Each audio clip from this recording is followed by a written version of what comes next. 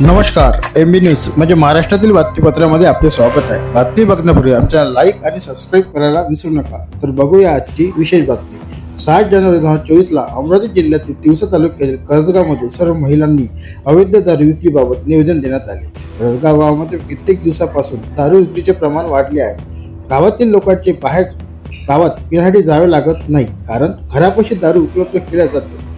गावामध्ये जिल्हा परिषद शाळा व ग्रामपंचायत कार्यालयासमोरच दारू विकल्या जाते. गावातील महिलांनी म्हणणे आहे की गावातील वातावरण दूषित झाले आहे.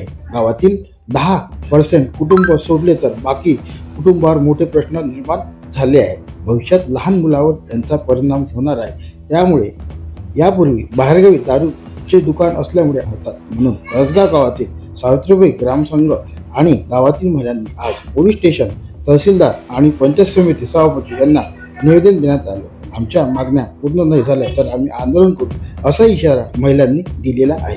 रिपोर्ट MB न्यूज, महाराष्ट्राचे बातमीपत्र सुनील घोरमाडे.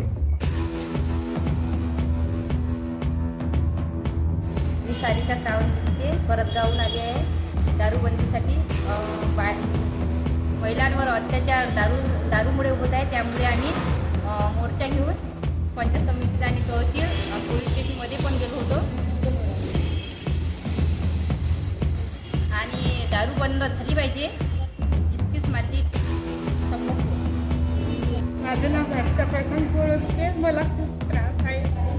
माझे पती पण मला दारू मागते. माझ्या काल रात्री त्यानं मारलं.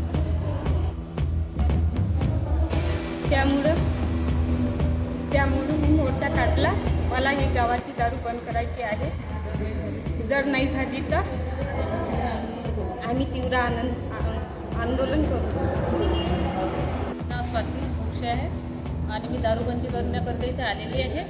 आमच्या गावात दारूचं प्रमाण खूप वाढलेलं आहे आणि त्यामुळे ह्या बाया त्रासून इथे आलेल्या आहेत. आणि आमची कळकळीची विनंती आहे की आमच्या गावामधली दारू, आमच्या गावाच्या हद्दीच्या बाहेरची जे दारू आहेत ती बंद करावी अशी विनंती करण्यात येते. त्या सर्व महिलांची अशी विनंती आहे.